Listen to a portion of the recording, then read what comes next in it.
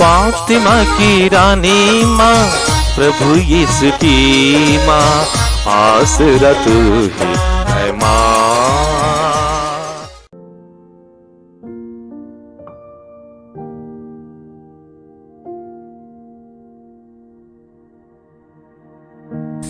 पहला पाठ गणना ग्रंथ अध्याय 21 पद संख्याएं 4 से 9 तक। यात्रा करते करते लोगों का धैर्य टूट गया और वे यह कहते हुए ईश्वर और मूसा के विरुद्ध भुनभुनाने लगे, आप हमें मिस्र देश से निकालकर यहाँ मरुभूमि में मरने के लिए क्यों ले आए हैं? यहाँ ना तो रोटी मिलती है और ना पानी।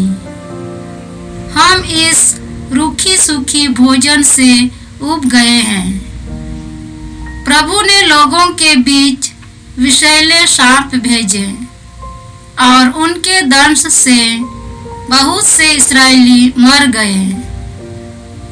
तब लोग मूसा के पास आए और बोले, हमने पाप किया, हम प्रभु के विरुद्ध और आपके विरुद्ध भुनभुनाए।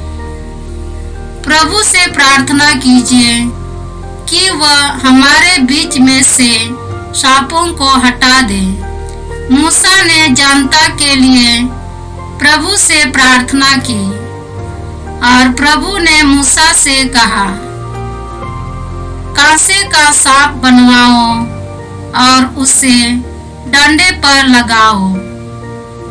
जो सांप द्वारा काटा गया वह उसकी ओर दृष्टि डाले और वह अच्छा हो जाएगा। मूसा ने कांसे का सांप बनवाया और उसे डंडे पर लगा दिया। जब किसी को सांप काटता था तो वह कांसे के सांप की ओर दृष्टि डालकर अच्छा हो जाता था। यह प्रभु की वाणी है। ईश्वर को धन्यवाद। भजन अनुवाक्य। हे प्रभु, मेरी प्रार्थना सुन, मेरी दुहाई तेरे पास पहुँचे। हे प्रभु, मेरी प्रार्थना सुन, मेरी दुहाई तेरे पास पहुँचे। हे प्रभु, मेरी प्रार्थना सुन, मेरी दुहाई तेरे पास पहुँचे। संकट के समय तू मुझसे अपना मुख ना छिपा। मैं तुझे पुकारता हूँ, तू झुक कर शीघ्र ही मेरी सुन। अनुवाक्य। हे प्रभु, मेरी प्रार्थना सुन, मेरी दुहाई तेरे पास पहुँचे। हे प्रभु, मेरी प्रार्थना सुन, मेरी दुहाई तेरे पास पहुँचे। जब प्रभु सियोन का पुनर्निर्माण करेगा और अपनी संपूर्ण महिमा में प्रकट हो जाएगा, तब सभी राष्ट्र उसके नाम पर श्रद्धा रखेंगे और पृथ्वी के समस्त राजा उसके प्रताप के सामने झुकेंगे। वह दीन दुखियों की प्रार्थना सुनेगा, वह उनकी प्रार्थनाओं का तिरस्कार नहीं करेगा। अनुवाक्य। हे प्रभु, मेरी प्रार्थना सुन, मेरी दुहाई तेरे पास पहुँचे। हे प्रभु, मेरी प्रार्थना सुन, मेरी दुहाई तेरे पास पहुँचे। भावी पीढ़ी के लिए यह लिखा जाए ताकि नवीन राष्ट्र प्रभु की स्तुति करें। प्रभु ने अपने ऊंचे तथा पवित्र स्थान से झुक कर देखा और स्वर्ग से पृथ्वी पर दृष्टि दौड़ाई, जिससे वह बंदियों की कराह सुने और मरने वालों को छुड़ा ले। अनुवाक्य। हे प्रभु, मेरी प्रार्थना सुन, मेरी दुहाई तेरे पास पहुँचे। हे प्रभु, मेरी प्रार्थना सुन, मेरी दुहाई तेरे पास पहुँचे। जय घोष। बीज ईश्वर का वचन है, बोने वाला मसीह है। जो यह बीज पाता है वह सदा जीवित रहता है। प्रभु आप लोगों के साथ हो और आपकी आत्मा के साथ। संत यूहन्ना के अनुसार पवित्र सुसमाचार। हे प्रभु तेरी महिमा हो। अध्याय 8 पद संख्याएं 21 से 30 तक। यीशु ने फरीसियों से कहा, मैं जा रहा हूँ, तुम लोग मुझे ढूंढोगे, किंतु तुम पाप की स्थिति में मर जाओगे। मैं जहाँ जा रहा हूँ तुम वहाँ नहीं आ सकते। इस पर यहूदियों ने कहा, कहीं यह आत्महत्या तो नहीं करेगा? यह तो कहता है, मैं जहाँ जा रहा हूँ तुम वहाँ नहीं आ सकते। यीशु ने उनसे कहा, तुम लोग नीचे के हो, मैं ऊपर का हूँ। तुम इस संसार के हो, मैं इस संसार का नहीं हूँ। इसलिए मैंने तुमसे कहा कि तुम पाप की स्थिति में मर जाओगे। यदि तुम विश्वास नहीं करते कि मैं वही हूँ, तुम पाप की स्थिति में मर जाओगे। तब लोगों ने उनसे पूछा, आप कौन हैं? यीशु ने उत्तर दिया, इसके विषय में तुम लोगों से और क्या कहूँ? मैं तुम लोगों को बहुत सी बातों में दोषी ठहरा सकता हूँ, किंतु मैं संसार को वही बताता हूँ जो मैंने उससे सुना है जिसने मुझे भेजा है, क्योंकि वह सच्चा है। वे नहीं समझ रहे थे कि वह उनसे पिता के विषय में कह रहे हैं। इसलिए यीशु ने कहा, जब तुम लोग मानव पुत्र को ऊपर उठाओगे तो यह जान जाओगे कि मैं वही हूँ, और मैं अपनी ओर से कुछ नहीं करता। मैं जो कुछ कहता हूँ वैसे ही कहता हूँ जैसे पिता ने मुझे सिखाया है। जिसने मुझको भेजा है वह मेरे साथ है। उसने मुझे अकेला नहीं छोड़ा, क्योंकि मैं सदा वही करता हूँ जो उसे अच्छा लगता है। बहुतों ने उन्हें यह सब कहते सुनकर उनमें विश्वास किया। प्रभु का सुसमाचार। हे क्रिस्त तेरी स्तुति हो। जय यीशु क्रिस्त में प्रिय भाई बहनों, आज का पहला पाठ गणना ग्रंथ से है। अध्याय 21 पद संख्याएं 4 से 9 तक। इसमें हमने सुना कि इस्राएली लोग मरुभूमि से गुजरते हुए ऊब गए, थक गए। वे ईश्वर और मूसा के विरुद्ध भुनभुनाने लगे, विद्रोह करने लगे, और ईश्वर ने उनके पास विषैले सांपों को भेजा। सांप काटने से बहुत सारे इस्राएली मर गए। इससे हम क्या सीखते हैं? सबसे पहले हम सर्वशक्तिमान ईश्वर के विरुद्ध विद्रोह नहीं करें। ईश्वर से लड़ने से हमको बहुत नुकसान हो जाएगा, हमको बहुत कठिनाई उठानी पड़ेगी। हम लोग प्रेरित चरित्र अध्याय 26 में इस प्रकार पढ़ते हैं कि पौलुस को ईश्वर ने, प्रभु ने मार कर गिराया, और उसने इब्रानी भाषा में यह वचन, यह वाणी सुनी, साउल साउल तुम मुझ पर क्यों अत्याचार करते हो? अंकुश पर लात चलाना तुम्हारे लिए कठिन है। अंकुश पर लात चलाने से क्या होता है? वो अंकुश हमारे शरीर में, पैर में धंस जाता है और उसको निकालना बहुत मुश्किल है। लात चलाना आसान है, लेकिन उसको अंकुश से छुड़ाना बहुत मुश्किल है।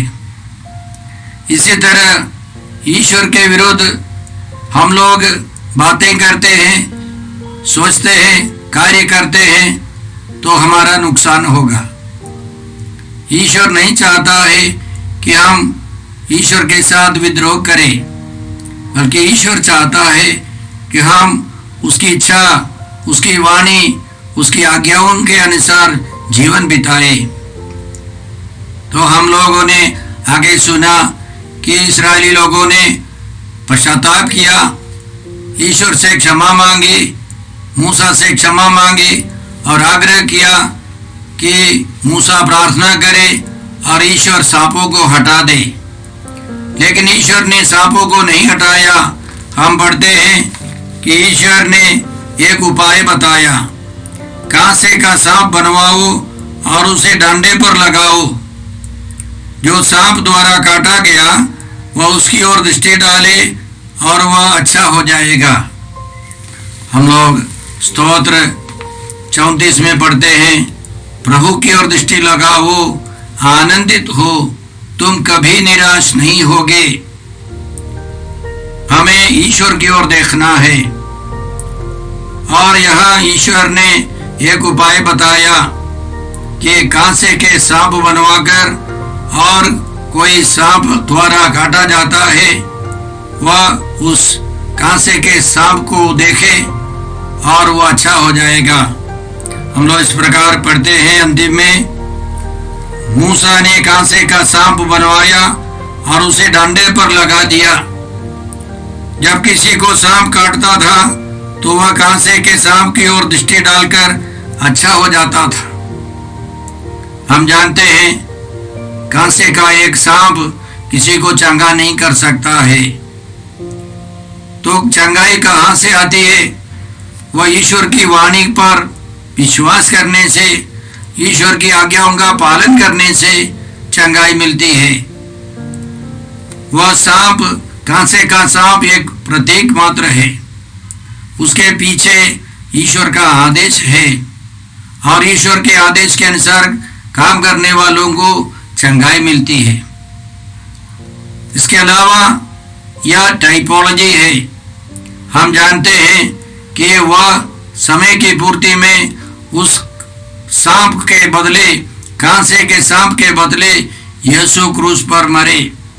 निकोदेमुस नामक फरीसी से यीशु ने कहा, यह हम लोग संत यूहन्ना के सुसमाचार अध्याय 3 में पढ़ते हैं, पद संख्या 14, जिस तरह मूसा ने मरुभूमि में सांप को ऊपर उठाया था, उसी तरह मानव पुत्र को भी ऊपर उठाया जाना है, जिससे जो उसमें विश्वास करता है वह अनंत जीवन प्राप्त करे। निकोदेमुस नामक फरीसी से यीशु ने कहा था, जब तक कोई जल और पवित्र आत्मा से दोबारा जन्म न ले तब तक वह ईश्वर के राज्य में प्रवेश नहीं कर सकता। तो दोबारा जन्म लेने वाले व्यक्ति का निशान, एक मुख्य निशान है, वह क्रूस पर मरने वाले, जी उठने वाले प्रभु यीशु की ओर देखेगा। प्रभु यीशु में, पुनर्जीवित यीशु में वह विश्वास करेगा और वे अनंत जीवन का अधिकारी बन जाएगा। तो मूसा ने जो किया था, ईश्वर की आज्ञा के अनुसार एक कांसे के सांप को डंडे पर लगाया था, वह एक प्रतीक मात्र था। यीशु ने उस सच्चाई की पूर्ति की है। यीशु क्रूस पर आरोहित हो गए और जो प्रभु यीशु की ओर दृष्टि लगाते हैं वे सब पाप क्षमा पाकर मुक्ति का अनुभव करते हैं। इस 40 काल के अंतिम चरण में हम प्रभु से प्रार्थना करें कि हम भी हर परिस्थिति में, हर विषम परिस्थिति में प्रभु यीशु की ओर दृष्टि लगाए, प्रभु यीशु से चंगाई का अनुभव करें, मुक्ति का अनुभव करें। इसके लिए हम प्रार्थना करते हैं। आज का सुसमाचार संत यूहन्ना के सुसमाचार अध्याय 8 पद संख्या 21 से 30 तक है। इसमें हमने सुना कि प्रभु यीशु ने अविश्वासी यहूदियों को चेतावनी दी है। यीशु का कहना था, तुम नीचे के हो, मैं ऊपर का हूं। तुम इस संसार के हो, मैं इस संसार का नहीं हूं। इसलिए मैंने तुमसे कहा कि तुम पाप की स्थिति में मर जाओगे। यदि तुम विश्वास नहीं करते कि मैं वही हूं, तो तुम पाप की स्थिति में मर जाओगे। अंग्रेजी में लिखा है, I am who I am. तुम लोगों को विश्वास करना है, मैं हूं जो हूं। माने पुराने व्यवस्था में ईश्वर ने अपने बारे में बताया, मैं हूं जो हूं, याहवे। यहूदियों को विश्वास करना है कि यीशु ही वह याहवे हैं, वह ईश्वर है जो अस्तित्व में है, जो सत्य है। नहीं तो वे सब पाप की स्थिति में मर जाएंगे। इस दुनिया से जाने के पहले प्रभु यीशु ने पिता ईश्वर से प्रार्थना की। संत यूहन्ना के सुसमाचार अध्याय 17 पसंख्या 3 में हम लोग इस प्रकार पढ़ते हैं, वे तुझे एक ही सच्चे ईश्वर को और यीशु मसीह को जिसे तूने भेजा है जान ले, यही अनंत जीवन है। पिता ईश्वर को, यीशु मसीह को और पवित्र आत्मा ईश्वर को जानना सर्वश्रेष्ठ लाभ है, यही अनंत जीवन है। यदि हम यीशु को, पिता ईश्वर को और पवित्र आत्मा को नहीं जानते तो हम पाप की अवस्था में मर जाएंगे। तो यीशु ने अपने श्रोतागणों को, अविश्वासी यहूदियों को चेतावनी देते हुए कहा कि तुमको पाप की अवस्था में नहीं मरना है, मुझ में विश्वास करना है। यीशु मसीह में विश्वास करने वाले अनंत जीवन प्राप्त करेंगे। और यीशु का कहना था कि मैं संसार को वही बताता हूं जो मैंने उससे सुना है जिसने मुझे भेजा, क्योंकि वह सच्चा है। पिता ईश्वर और यीशु मसीह के बीच में एक गहरा रिश्ता है। और आगे यीशु कहते हैं, जब तुम लोग मानव पुत्र को ऊपर उठाओगे तो यह जान जाओगे कि मैं वही हूं और मैं अपनी ओर से कुछ नहीं करता। मैं जो कुछ कहता हूं वैसे ही कहता हूं जैसे पिता ने मुझे सिखाया है।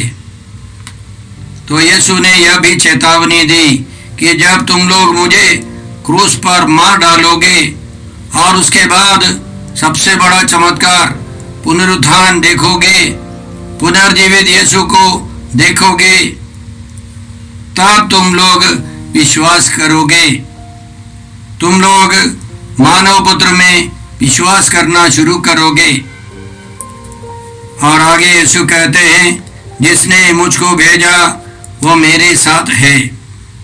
उसने मुझे अकेला नहीं छोड़ा, क्योंकि मैं सदा वही करता हूँ जो उसे अच्छा लगता है। यह सब सुनकर बहुतों ने यीशु में विश्वास किया और बहुत अधिक लोगों ने यीशु में विश्वास नहीं किया। तो कुछ लोगों ने यीशु में विश्वास किया और बहुतों ने यीशु में विश्वास नहीं किया। आज भी इसी तरह है। हम देखते हैं अधिकांश लोग इस संसार में यीशु को नहीं जानते, यीशु के बारे में नहीं जानते और यीशु में विश्वास नहीं करते। हमारा फर्ज है कि हम यीशु का सुसमाचार सबों के पास पहुंचा दे, ताकि सबके सब यीशु के बारे में सुने, यीशु में विश्वास कर मुक्ति का अनुभव करें। आइए हम इस 40 काल में प्रार्थना करें कि संसार के कोने कोने में यीशु के विषय में, यीशु के सुसमाचार को सुनाने के लिए बहुत सारे युवक युवतियों को प्रभु अभिषेक दे, सुसमाचार के प्रचारक के रूप में भेजे।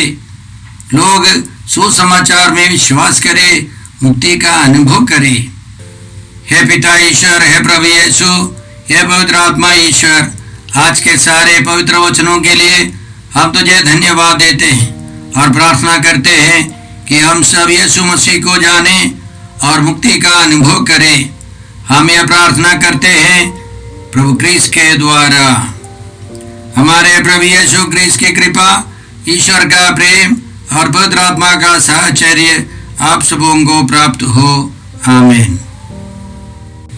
यीशु क्रिस्त में प्रिय भाई और बहनों, प्रभु यीशु ने हमें आदेश दिया है संसार के कोने कोने में जाकर सारी सृष्टि को सुसमाचार सुनाओ। सुसमाचार सुनने के लिए और सुनाने के लिए एक अच्छा मौका है। आप कृपया इस चैनल का सब्सक्राइब करें, लाइक करें, शेयर करें, बेल आइकन दबाएं ताकि यहाँ की नई वीडियोस की सूचना आपको मिलती रहेगी। साथ साथ आप दूसरों को भी प्रेरणा दें इसका सब्सक्राइब करने के लिए। याद रखें, कल के मिसा के दैनिक पाठ और उस पर टिप्पणियाँ आज ही दोपहर के बाद हम लोग अपलोड करते हैं। कृपया आज ही उसको सुनकर कल की तैयारी करें। प्रभु यीशु आपको और आपके परिवार को 100 गुनी आशीष देंगे। जय यीशु।